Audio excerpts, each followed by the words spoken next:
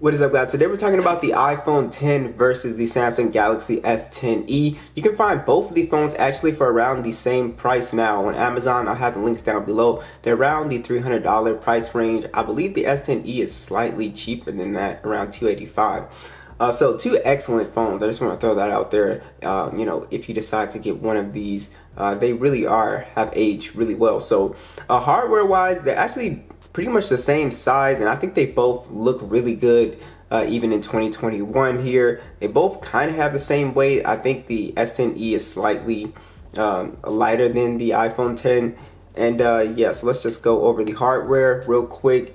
And also do note both these phones are glass and metal designs. They both have an IP rating, dust and water resistant, which is great. We got our power button on the iPhone on the right hand side. We also have our power button that acts as a fingerprint scanner on the S10e, which we'll talk about a little bit more. Left hand, we have a mute vibration switch on the iPhone, volume rockers, S10e volume rockers, and then we have a Google Assistant, or still a Bixby button is what, yeah, they call it the Bixby button.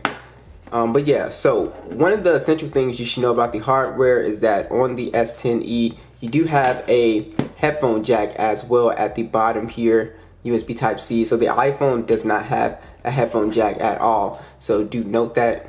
Now let's talk about the displays on both of these phones. So on the S10e, you do have a dynamic AMOLED display, HDR10 Plus, at 5.8 inches with the punch hole, and you also have a 1080p resolution with 438 for the PPI.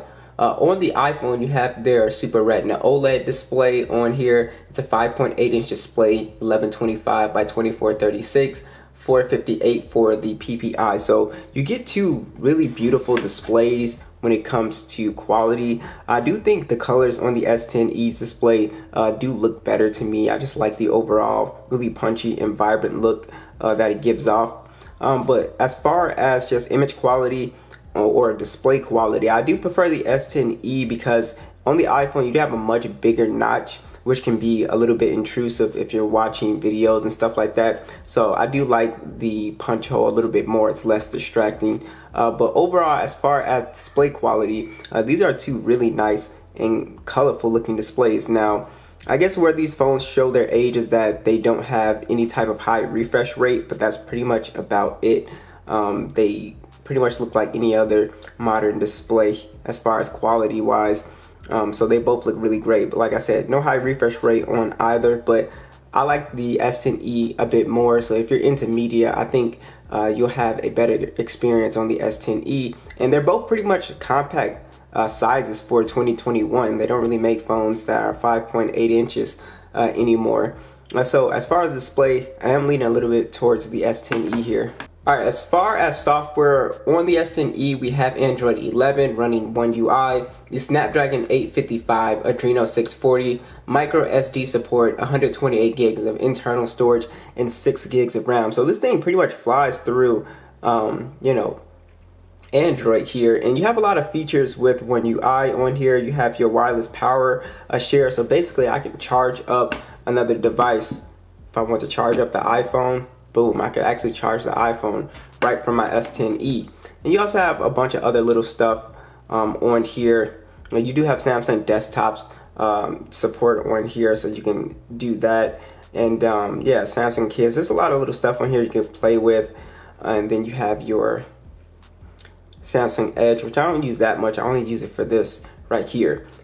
Now, with the iPhone, we're running iOS 14, the Apple A11 chip, no SD card support, so the S10e does support expandable storage, which is something to note. You also have 64 gigs of internal storage and 3 gigs of RAM, so you also get more storage on the S10e as well, much more storage at 128 versus 64, and 3 gigs of RAM. The RAM on the iPhone has never been an issue because iOS is so well optimized, and iOS 14 runs great like a breeze. You have your widgets and everything, so it's still a very fast and speedy phone.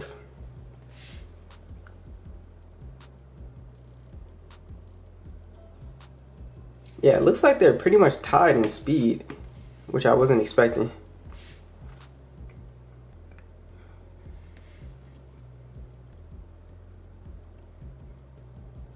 Yeah, these two phones are pretty much identical when it comes to overall speed. like the S10e kind of got it there first, but it's barely like a win. S10e. So the S10e might be a little bit faster, but just barely faster than the iPhone, which is impressive for both. So these are two very fast phones, even for today's standards. iPhone.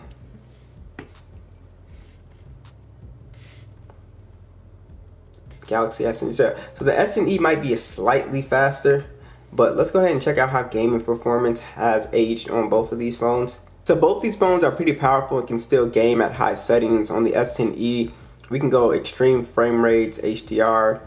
Yeah, we can even go up to Ultra HD on the S10e. And this thing plays games really great. If you're somebody with smaller hands, it kind of has like that compact feel, which is great. So it looks great, and you can play at, you know, high FPS.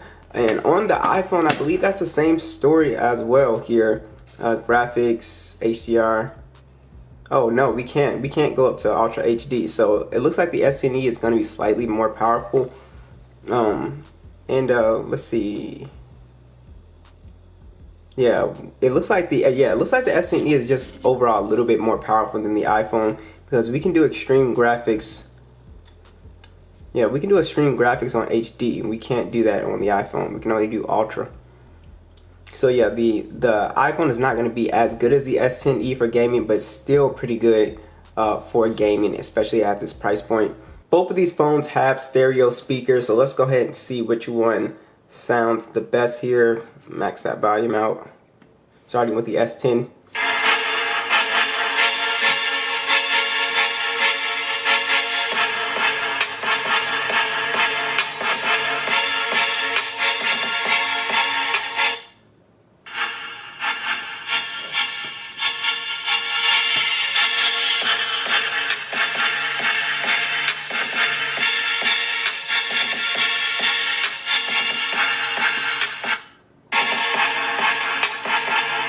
Yeah, I'm gonna give it to the S10e there. It sounds just as loud as the iPhone, but it also has a really good balance when it comes to bass and mids and high quality. It just sounds like an overall crisper speaker for sure.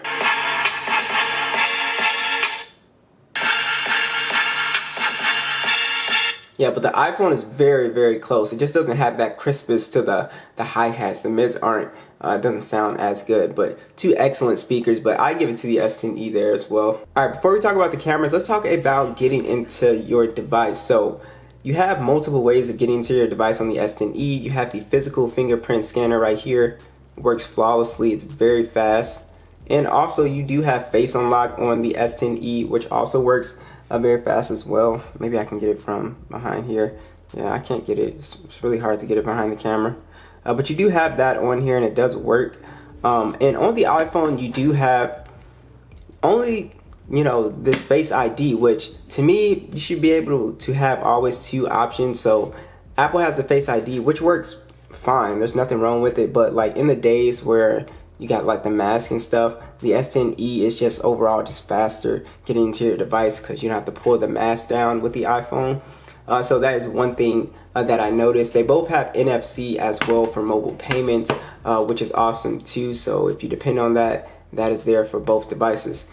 So let's go ahead and talk about camera quality and which camera I think aged better. So starting with the S10e, me personally, if I was picking between image quality, I would pick image quality with the S10e, and then I would pick video for the iPhone.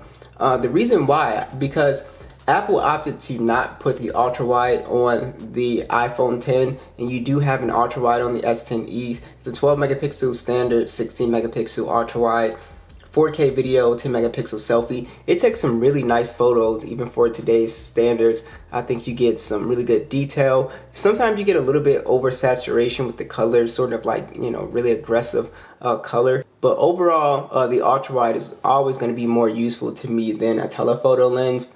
But again, that is completely up to the person. But I think just overall image quality, selfie camera is great, ultra wide is great. Everything just looks really solid. Now, that's not to knock the iPhone. The cameras have aged really well on this phone as well. As you can see from the images yourself, you get good detail, good depth of field with the iPhone as well. And again, there's no ultra wide was my only thing because it's one of my favorite secondary camera lenses. But yeah, so the iPhone does take great photos, really great video as well, great for selfies and FaceTime and stuff like that. It does a really good job there.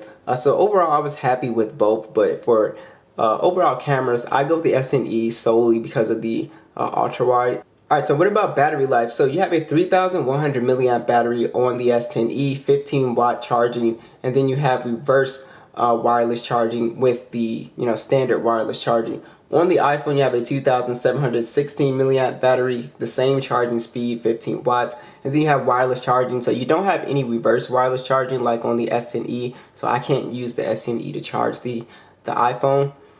So pretty much they both average around 5 to 6 hours of screen on time. I think I get slightly better battery life on the S10e, but they're kind of close in battery life. They don't have, since they're small phones, they don't really have like that all-day battery life that you would get in bigger phones, which is fine because that's sort of the price you pay with a smaller phone. But yeah, so battery life is fine. You can get a full day's use if you're just like a normal lighter user. If you're a harder gaming type of person, then these phones you're gonna have to charge. But overall, I'm really happy with both of these guys. I think it really comes down to just what you want. It could really just come down to iOS versus Android. Do you want FaceTime and iMessage, or do you want slightly more powerful Galaxy phone with a few more bells and whistles like the reverse charging? To me, the better display on here for sure. You also have a headphone jack, ultra wide camera, so there are a couple things you can pick from. I do think the iPhone might have longer software support as well. But yeah, so it really comes down to that. So what do you guys think? Be sure to let me know, and I'll catch you guys in the next one.